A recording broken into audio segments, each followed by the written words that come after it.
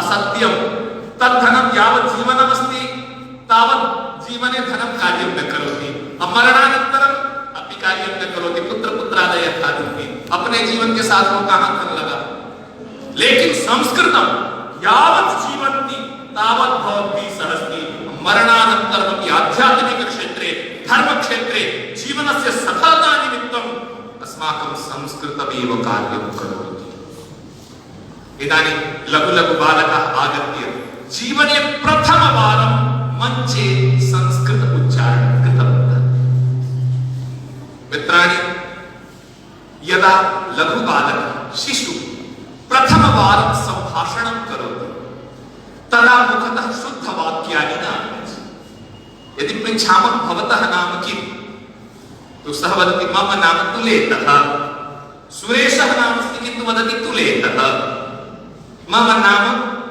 ललितः अहं लोतितां तदामि इति किन्तु तस्य अशुद्ध उच्चारणं श्रुत्वा मातुः हृदयः गद्गदः तस्य अशुद्ध शब्दान् श्रुत्वा एव यः कोऽपि तत्र शब्दं शृणोति गद्गदः भवति प्रसन्नचित्तः भवति तद्वदेव संस्कृतमातुः 7 दिवसीयाः पुत्राः पुत्र्यः केवलम एतासां आयु 7 दिवसीय 7 दिन के बेटे बेटियां हैं ये अभी संस्कृत माता है शुद्धं न वदन्ति चिंता नास्ति किन्तु वदन्ति इति हर्षस्य विषयः शुद्धता तु शनैः शनैः आगच्छति हाँ कतिचन छात्राः कर्गदं दृष्ट्वा उक्तवन्तः महोदय कर्गदे लिखित्वा कतिचन छात्राः पठितवन्तः अहम् अवगच्छामि सत्यं किन्तु एतत् शिक्षकाः लिखित्वा न दत्तवन्तः एते स्वयमेव एतानि सर्वाणि वाक्यानि एतेषां सर्वेषां स्वयमेव लिखितानि वाक्यानि अर्थात् ते संस्कृतेन न केवलं वक्तुं जानन्ति अपि तु संस्कृतेन लेखितुम् अपि जानन्ति अहम् अभिभावकान् निवेदयामि अत्र अभिभावकाः केचन आगताः सन्ति महोदय बहूनां छात्राणाम् एका समस्या छात्राः वदन्ति महोदय अहं तु संस्कृतं पठितुम् इच्छामि संस्कृतेन वक्तुम् इच्छामि मम बहु रोचते किन्तु यदा गृहे संस्कृतेन वदामि कदाचित् मम भ्राता अवरोधयति कदाचित् मम माता वदति संस्कृतं न वदतु संस्कृत जहाँ पढ़ रहे हो वहीं बोलो यहाँ न बोलो पिता वदति मेरे सामने न बोलो वहीं बोलो इति अहं केवलं निवेदनं करोमि एते बालकाः बालिकाः संस्कृत संभाषणं यदा कुर्वन्ति अत्र पठन्ति किन्तु अभ्यासं कुत्र करिष्यन्ति अभ्यासं तु गृहे एव करिष्यन्ति गृहजनाः सहयोगं कुर्वन्ति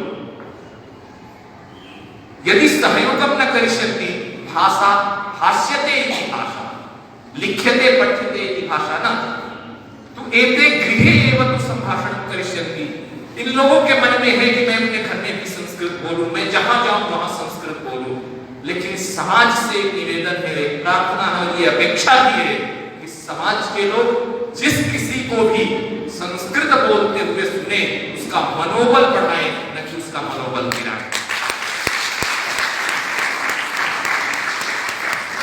क्योंकि जब भाषा सीखता है व्यक्ति तो अभ्यास करता है अभ्यास तो जानवरों के साथ करेगा नहीं वो तो मनुष्यों के साथ भी करेगा आप हिंदी में बोलो लेकिन ये संस्कृत में बोल रहे हैं तो थोड़ी प्रशंसा तो करें नहीं बहुत अच्छा आप बोलिए मैं तो नहीं बोल सकता लेकिन आप बोलिए और मैं नहीं बोल सकता मुझे भी सिखाइए यदि गृह सदस्याः एवं करिष्यन्ति छात्राणां जीवनमेव परिवर्तितं भविष्यति द्वितीयं वयं प्रथम दिवसे एव उक्तवान् आसम्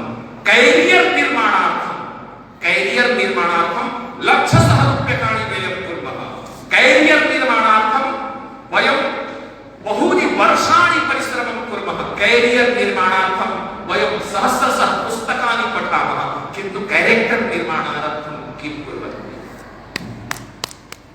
कैरियर एव जीवनस्य भागः नास्ति अपि तु कैरेक्टर् एव मूलम् यदि कैरेक्टर् नास्ति तर्हि कैरियर किं करिष्यति डॉक्टर भूत्वा किडनी विक्रयणं करिष्यति जिलाधिकारी भूत्वा वा भ्रष्टाचारं करिष्यति। कैरियर तु अस्ति चिराधिकारी, किन्तु कैरेक्टर् नास्ति अतः भ्रष्टाचारः। कैरियर तु अस्ति अहं चिकित्सकः चिकित्सा अधिकारी, किन्तु कैरेक्टर् नास्ति अतः किडनी विक्रयणं चलति। अतः न केवलं कैरियर अपि तु कैरेक्टर् निर्माणार्थमपि संस्कृतम् अनिवार्यम् अनिवार्यम् अनिवार्यम्। प्रत्येक व्यक्ति हम ये नहीं करें कि संस्कृत केवल संस्कृत के छात्र पढ़े, नहीं। संस्कृत इस धरती पे पैदा हुए प्रत्येक व्यक्ति के लिए अनिवार्य। आपका विषय कुछ भी हो, आप अपने कैरियर के लिए कोई भी भाषा पढ़ते हो, कोई भी विषय पढ़ते हो, किंतु कैरेक्टर निर्माणार्थम संस्कृतम सर्वेषाम् अधिकारः। नयन मनोहर भव्य भारतस्य निर्माणार्थम परस्परं विश्व बन्धुत्व भावनायाः निर्माणार्थं संस्कृतम् अनिवार्यम्। परस्परं भ्रातृ भगिनी मध्ये कलहः न भवेत्, परिवारः विखण्डितः न भवेत्, परिवारः संयुक्त परिवारः भवेत्।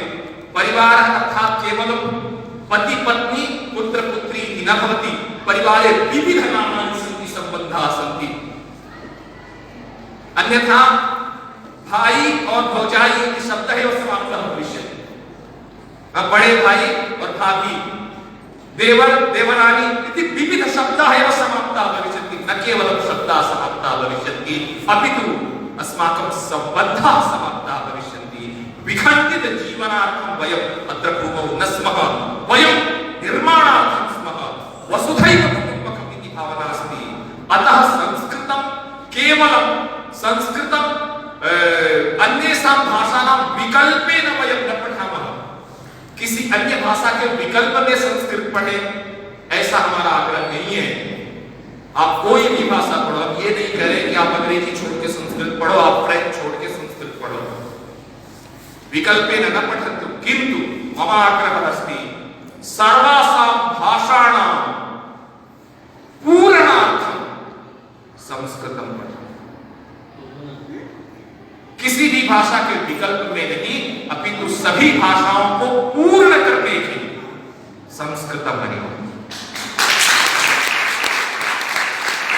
अमेरिका मध्ये फोर्ब्स पत्रिका मध्ये प्रकाशितं भवति कि यूरोपीय सभी भाषाओं की जननी संस्कृत है, लेकिन भारत के लोग क्या कहते हैं कि नहीं, भारतीय भाषाओं की जननी संस्कृत है। अरे विदेश मानने को तैयार है कि नहीं, भारतीय ही नहीं हमारी भी भाषाओं की जननी संस्कृत है, तो हम जबरदस्ती क्यों ऐसा करते हैं? दुनिया की सारी भाषाओं की जननी संस्कृत है। मातृभाषा के साथ जितना हमारा लगाव हो, उससे अधिक उस माँ के साथ लगाव होना चाहिए।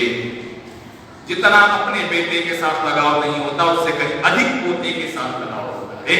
संस्कृत माता को भी हम सबसे वैसा ही लगाव। अतः वयं पुनरपि संस्कृतेन वदिष्यामः, संस्कृतेन पठिष्यामः।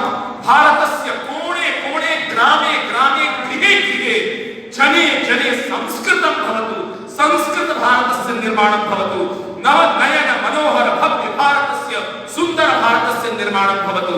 तन्निमित्तं वदतु संस्कृतं। जय